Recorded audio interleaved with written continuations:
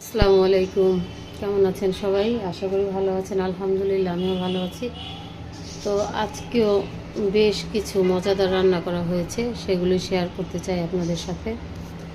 তো আজকে ছিল এই যে বাইম মাছ দিয়ে পেঁয়াজ টমেটো ভুনা, তারপরে ছিল ইলিশ মাছের মাথা দিয়ে করলা ভাজি, আর এটা হচ্ছে রুই মাছ ভুনা মটরশুঁটি দিয়ে, আর এটা হচ্ছে গরুর মাংস।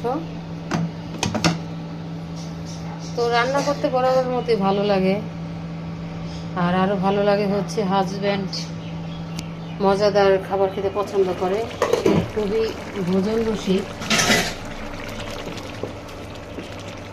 তো তার জন্য মজার মজার রান্না করতে আমার সবসময় ভালো লাগে। আর সে যখন সারাদিন পর কাজ থেকে ফিরে দেখবে যে তার পছন্দের কোনো কিছু রান্না হয়েছে, সে খুবই খুশি হয়ে যায়। তো তার খুশির জন্য এত কিছু করা। সবাই ভালো থাকবেন। আসসালামু আলাইকুম।